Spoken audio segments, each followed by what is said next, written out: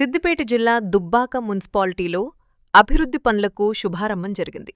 పలు వార్డుల్లో మురికి కాల్వలు, కల్వర్టులు, అలాగే సీసీ రోడ్ల నిర్మాణ పనులకు రాష్ట్ర కార్మిక ఉపాధి కల్పన, గనుల శాఖ మంత్రి మరియు ఉమ్మడి మెదక్ జిల్లా ఇన్ఛార్జ్ మంత్రి గడ్డం వివేక్ వెంకటస్వామి శంకుస్థాపన చేశారు.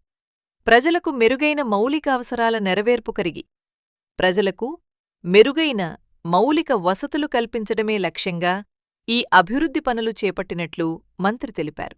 దుబ్బాక పట్టణాన్ని మరింత అభివృద్ధి పదంలో నడిపించేందుకు ప్రభుత్వం కట్టుబడి ఉందని ఈ సందర్భంగా స్పష్టం చేశారు.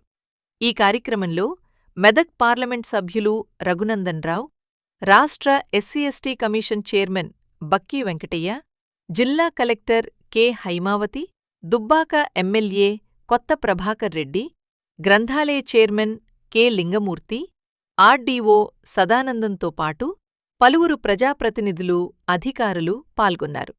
అభివృద్ధి పనులు త్వరితగతిన పూర్తిచేసి ప్రజలకు అందుబాటులోకి తీసుకురావాలని అధికారులను మంత్రి ఆదేశించారు.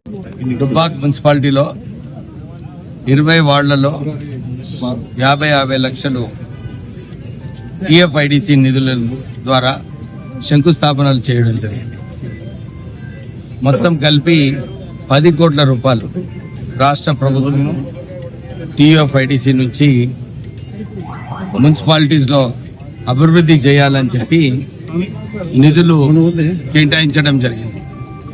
ఇంతకుముందు అందరికీ తెలుసు, టీఆర్ఎస్ హయాంలో టీఎఫ్ఐడిసిలో నిధులు లేనప్పటికీ కూడా ఒక శాంక్షన్ లెటర్ చూపించి నిధులు ఉన్నాయని చెప్పి అప్పుడు ఆ రోజులలో చెప్పడం జరిగింది.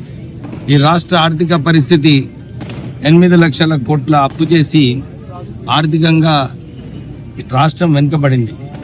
కానీ కాంగ్రెస్ ప్రభుత్వం వచ్చిన తర్వాత రేవంత్ రెడ్డి గారి నాయకత్వంలో ఈ రుణాలు ఏదైతే ఉందో ఇవన్నీ కూడా రీషెడ్యూల్ చేసి 11% ఏదైతే రుణ ఇంట్రెస్ట్ ఉండేనో దాన్ని తక్కువ చేసి ఎక్కువ సమయం చేసి మన మున్సిపాలిటీస్లో నిధులు కేటాయించాలి అని చెప్పి 10 కోట్ల రూపాయలు మన దుబ్బాక మున్సిపాలిటీకి శాంక్షన్ చేయడం జరిగింది.